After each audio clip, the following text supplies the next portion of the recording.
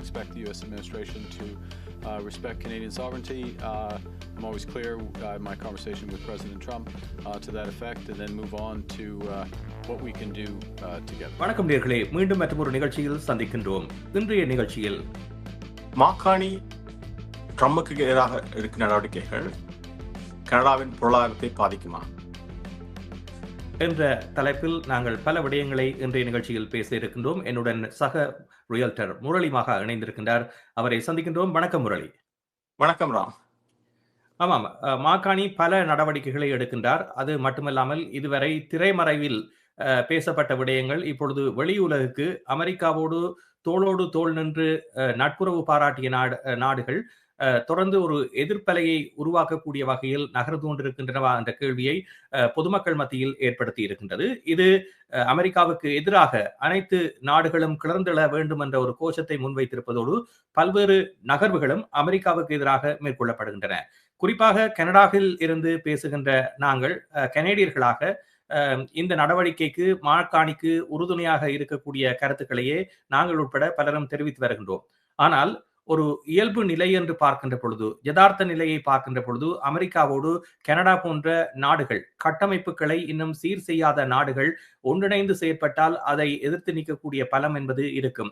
ஆனால் தனித்தனி நாடுகளாக ஒவ்வொரு நாடுகளும் இவ்வாறு எதிர்ப்பை காட்டுகின்ற பொழுது மாக்காணி எடுக்கக்கூடிய நடவடிக்கைகள் எந்த அளவுக்கு வெற்றி பெறும் என்ற கேள்வியையும் மறுபுறத்தில் ஏற்படுத்துகின்றது. இன்றைய நிகழ்ச்சியில் நாங்கள் இந்த விடயங்கள் தொடர்பாகத்தான் பேச இருக்கின்றோம். ஒரு யதார்த்த நிலையில் சிந்திக்கின்ற பொழுது இது எவ்வளவு சாத்தியமான விடயம் என்பதனையும் எண்ண தோன்றுகின்றது. அதாவது நாங்களும் அமெரிக்காவும் கலாச்சார ரீதியாக பின்னி பிணைப்பது மட்டுமன்றி பொருளாதார ரீதியாகவே 85 விதமான ட்ரேடை அமெரிக்காவுக்கு நடத்துகின்ற ஒரு பெரிய நாடாக கனடாவும் அமெரிக்காவும் இருக்கிறது. மிக நீண்ட காலமாக நல்ல உறவை மெயின்டைன் பண்ணி கொண்ட நாடுகளும் இப்பொழுது பொருளாதார போட்டியை உருவாக்குவது போல், அதாவது மாக்காணி அவர்கள் ஐரோப்பாவில் பேசிய அந்த பேச்சு ட்ரம்பை ஒருவர்கள் கோவப்படுத்தியது மட்டுமன்றி அவருடைய கொமர்ஸ் செக்ரட்டரி அவர்கள் இது ஒரு மாக்காணி தன்னுடைய பொலிட்டிக்கல் அஜெண்டாவை நிறுவுவதை விட கனடாவின் பொருளாதாரத்தை பற்றி கவலைப்பட வேண்டும் என்று சொல்லியிருந்தார். எனவே ஒரு வகையில் பார்த்தால் ட்ரம்ப் அரசாங்கத்துக்கு எதிராக இவர் சில நடவடிக்கை என்று அவர்கள் கருதுகிறார்கள். இது ஒரு சோசியலிஸ்ட் பாலிசி மாதிரி தோன்றினாலும் இப்ப ஒரு என்ன மாதிரினா யுனைடெட் லேபர்ஸ் வில் ஃபைட் முதலாளி மாதிரி நினைக்கிற கன்செப்ட் தான் இது. இந்த பிரச்சனைகள் என்னன்னு சொன்னால் எல்லா நாடுகளும், அதாவது மிடில் பவர்ஸ் சொல்லுகிற எல்லா பொருளாதாரத்தை கொண்ட நாடுகளும் ஒன்றாக இணைந்து ட்ரம்புக்கு எதிராக செயற்பட்டால் மட்டும்தான் இந்த கொள்கைகள் வெற்றியடைவதற்கான வாய்ப்பு இருக்கிறது. அப்படி இல்லாமல் ட்ரம்ப் ஒரு வேறு வகையிலான டீலை மேக் பண்ணி மற்ற நாடுகளுடன் அவர் பொருளாதார ரீதியான கட்டமைப்பை உருவாக்குவாக இருந்தால் அது எங்களுக்கு பொருளாதார ரீதியான சிக்கலை கொண்டு வரும். நாம் அண்மையில் பார்த்திருக்கிறோம், ஒஷாவால் இயங்கிய GM பிளானுடைய 3rd ஷிஃப்டை அவர்கள் மூடிவிட்டார்கள். அதில் போன மண்டேயிலிருந்து அந்த ஷிஃப்ட் இல்லை. எனவே அதாவது இப்போ பொருளாதார ரீதியான சிக்கல்களை கனடா எதிர்கொள்ள போகிறது. அவர்கள் கிட்டத்தட்ட 500க்கு மேற்பட்டவர்களுக்கு மேலே அந்த வேலை வாய்ப்பு இல்லாமல் போகும் என்று கருதுகிறார்கள். இது ஒவ்வொரு துறைக்கும் பெரிய சிக்கல்களை கொண்டு வர முடியும். ஆனால் மாக்காணி நாங்கள் பார்க்கிறோம், உலக நாடுகளுக்கு சென்று பல்வேறு நாடுகளில் ஒப்பந்தங்களை போடுகிறார். ஆனால் இந்த ஒப்பந்தங்கள் நடைமுறைப்படுத்தி அந்த சப்ளை செயின் ரெடியாகிறது கிட்டத்தட்ட 10 to 15 வருடங்கள் செல்லலாம் என்று நிபுணர்கள் தெரிவிக்கிறார்கள். எனவே இது ஒரு நீண்டகால போராட்டம். அந்த நீண்டகால போராட்டங்களுக்கு இடையில் நாங்கள் தப்பி பிழைப்போம் என்பதுதான் இப்போது கேள்வி. ஆமாம், அதே நேரத்தில் இதில் மிக முக்கியமாக ஒவ்வொரு நாட்டிலும் இவ்வாறு பிரச்சனைகள் ஏற்படுகின்ற பொழுது சிறு சிறு குழுக்களை பயன்படுத்தி இந்த பிரச்சனையை பெரிதாக்குவதும் அதே நேரத்தில் தாங்கள் நினைப்பதை சாத்தியமாக்குவதும் வல்லரசுகளுடைய மிக முக்கிய நோக்கங்களில் ஒன்றாக இருக்கின்றது. அந்த வகையில் தான் இப்பொழுது அல்பர்டா என்ற விடயத்தில் கூடுதலாக வலதுசாரிகளை பயன்படுத்தி மேற்கொள்ளப்படுகின்ற பேச்சுவார்த்தைகள் என்பது கனடாவை பலவீனப்படுத்த முயற்சியாக பார்க்கலாம். அந்த வகையில் அமெரிக்கா இவ்வாறான விடயங்களை தொடர்ந்து செய்யக்கூடிய ஒரு நிலையிலும் இருக்கும். இதே நேரத்தில் இந்த பேச்சுவார்த்தை குழு தெரிவித்திருக்கின்ற கருத்துக்களின் அடிப்படையில் பார்க்கின்ற பொழுது இந்த அல்பர்டாவை ஒரு பிரிவினை மூலமாக பிரிக்க முற்படுவதில் சாத்தியம் ஏற்பட்டால் அதனை கட்டமைப்பதற்கான நிதியுதவியை வழங்குவதற்கு தயார் என்ற ஒரு ஆசை வார்த்தையை அமெரிக்கா கூறியிருக்கின்றது.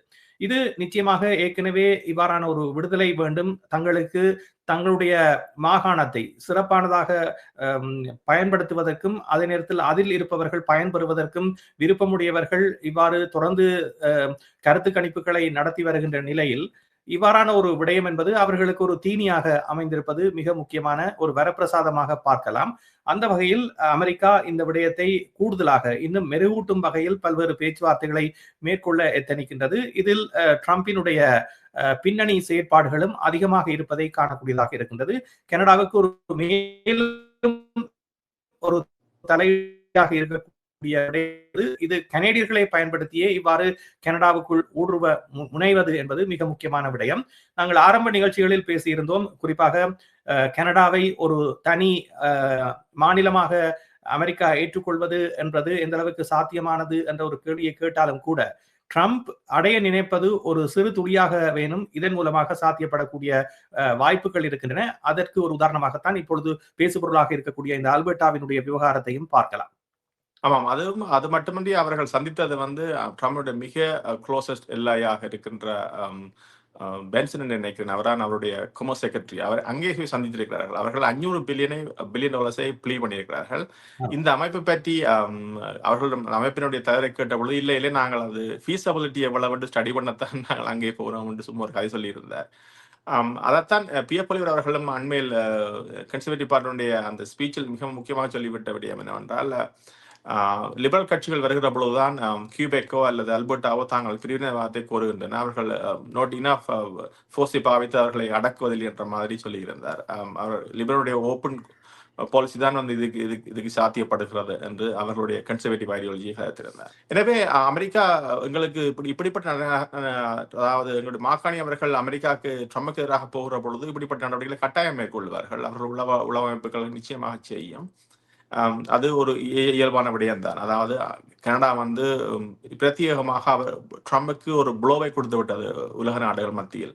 அண்மையில் பார்த்தோம், அதாவது யூகே சைனாவுடைய மிகப்பெரிய அதாவது கன்சுலேட் இதை திறக்கிறது யூகேயில். அவ்வாறே அவர்களும் அங்கே பயணித்திருந்தார்கள் வேர்ல்ட் ட்ரேட் அக்ரிமெண்ட் செய்வதற்கு.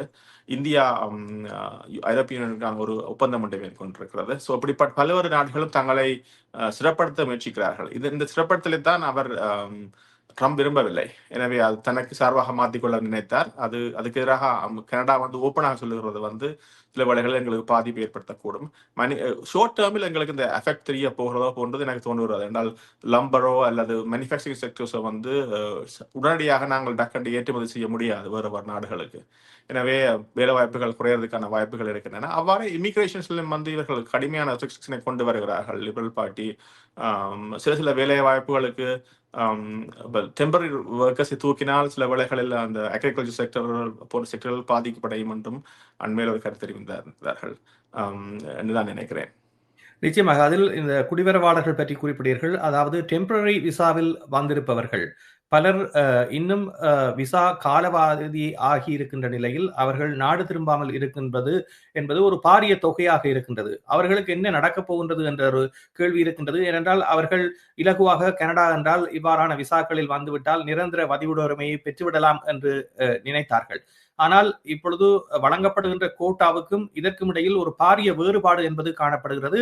ஆகவே இந்த விசா காலாவதியான நிலையில் இருக்கின்றவர்களால் ஏற்படக்கூடிய பொருளாதார நிலைமை என்பது சமாளிக்க முடியாத நிலையாக இருக்க போகிறது. அதில் உதாரணமாக சூப்பர் விசாவாக இருக்கலாம் அல்லது டெம்பரரி விசாவாக இருக்கலாம். அதே நேரத்தில் விசிட்டர்ஸ் விசாவில் வந்தவர்கள் கூட ஏராளமானவர்கள் தங்களுடைய காலம் நிறைவடைந்த பின்னர் சொந்த இடங்களுக்கு செல்லாமல் கனடாவிலேயே இருக்கின்றார்கள். இவ்வாறு மில்லியன் கணக்கானவர்கள் இங்கே தேங்குகின்ற பொழுது ஏற்படக்கூடிய பொருளாதார நிலை, அதே நேரத்தில் சட்ட சிக்கல்களுக்கான செலவு போன்ற பல விடயங்கள் இருக்கின்றன. அதே நேரத்தில் இவர்களை வற்புறுத்தி நாடு கடத்த முற்படுகின்ற பொழுது ஏற்படக்கூடிய செலவினங்கள் எவ்வாறானதாக இருக்க போகிறது, இவற்றை கையாள்வதற்கான அட்மினிஸ்ட்ரேஷன் செலவுகள், பணியாளர்கள் என்பனவே போதுமானதாக இருக்கின்றனவா போன்ற பல விடயங்களும் இங்கு ஆராயப்பட வேண்டிய ஒன்றாக இருக்கும். இது நிச்சயமாக ஒரு தொடர் சங்கிலியான ஒரு ஒரு பொருளாதார பிரச்சனையாகவே மாறி இருக்கிறது.